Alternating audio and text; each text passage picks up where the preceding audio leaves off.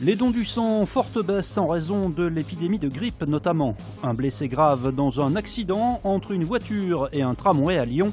Enfin, l'horloge de la gare Saint-Paul restaurée va bientôt redonner l'heure aux voyageurs.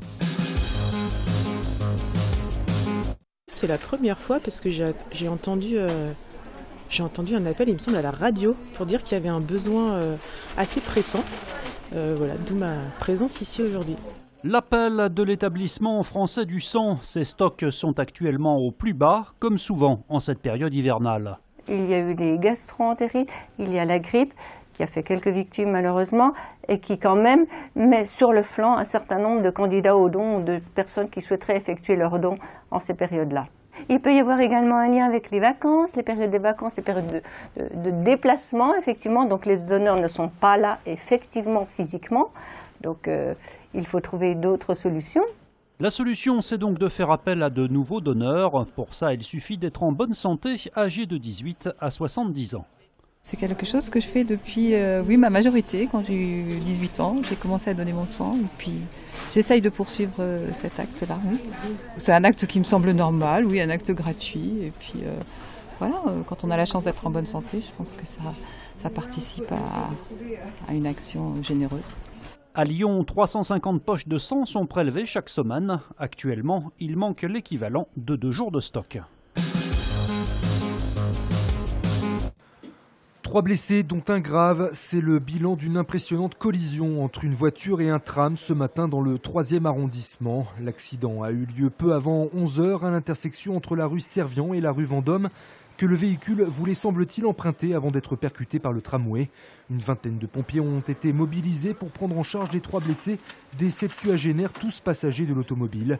Une intervention qui a perturbé le trafic sur la ligne T1. Dans la VL, il y avait 3 passagers. Ces 3 passagers sont blessés. Le conducteur est un blessé grave. Et les 2 autres passagers sont 2 blessés légers. Les 3 ont été transportés dans un établissement hospitalier. Pas de pronostic vital à engager. L'intervention a nécessité des moyens de désincarcération, ce qui fait que le trafic a été interrompu pendant une durée d'1 heure. La circulation sur la ligne de tramway T1 a progressivement repris en début d'après-midi. L'incendie qui a ravagé la salle de sport 7 Fitness à Bron et qui a eu lieu le 30 août dernier était d'origine volontaire. Le gérant de la structure vient en effet d'être interpellé et placé en garde à vue. Confondu par de la vidéosurveillance, il a reconnu avoir mis le feu à la suite de difficultés financières. Bientôt le TGV en illimité pour les jeunes. Selon nos confrères du Progrès, la SNCF préparerait dans la plus grande discrétion une nouvelle offre commerciale pour faire face notamment à la concurrence des cars Macron.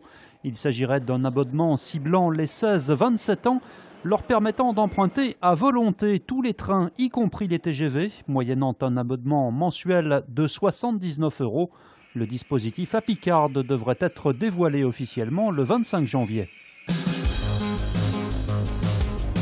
Un faux pas sans grande conséquence pour l'Asvel. Les Villeurbanais se sont inclinés en Lettonie hier face au Ventspils, 77 à 72 en Basketball Champions League. C'est la première défaite pour la Green Team sur la scène européenne depuis novembre dernier. Une contre-performance sans incidence au classement, l'Asvel restant leader du groupe C, profitant de la défaite de son concurrent direct, le Neptunas. Prochain rendez-vous de l'Asvel en Champions League le 17 janvier avec la réception des Polonais du Rosa Radom. Alors on a étudié un autre mécanisme qui sera parfaitement adapté pour que l'horloge fonctionne dans de bonnes conditions à plus ou moins 10 secondes tous les 100 000 siècles. Donc on a enlevé toutes les parties en verre du cadran. On en profite d'ailleurs pour refaire tous les chiffres et le verre chez le miroitier. Le compte à rebours est lancé avant le retour de l'horloge de la gare Saint-Paul à Lyon. Une horloge du 19e siècle restaurée dans les années 40 mais qui avait cessé de fonctionner depuis 2008. Sa restauration entre dans sa dernière phase avec la livraison du nouveau verre de protection pour le cadran. Notre souci, c'est vraiment donc de travailler, de rendre un travail à l'identique de ce qui était réalisé à l'époque. Et si on peut l'améliorer un petit peu, notamment au niveau du sablage, on applique une couche de vernis qui permet que le verre soit protégé dans le temps, qu'il évite les salissures. On laisse bien passer la lumière quand même et on a le même rendu que ce qui était fait donc à l'origine. L'horloge de Saint-Paul est également dotée d'un nouveau mécanisme. La particularité de ce nouveau mécanisme, c'est de ne faire aucun bruit grâce à un système de roues en téflon ici, et qui divise la force motrice pour entraîner des aiguilles très lourdes, équilibrées, et très longues aussi, puisque le cadran fait quand même 2,10 m de diamètre, l'aiguille des minutes 1 mètre.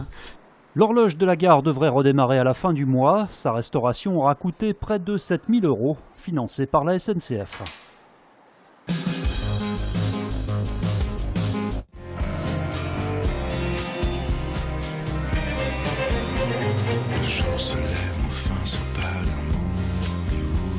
Deux Lyonnais nommés aux victoires de la musique, Benjamin Biolay et Jean-Michel Jarre seront en effet en lice à l'occasion de la 32e édition du prix récompensant les meilleurs chanteurs et musiciens. Benjamin Biolay dans la catégorie artiste masculin de l'année et meilleur album de chansons pour Palermo Hollywood.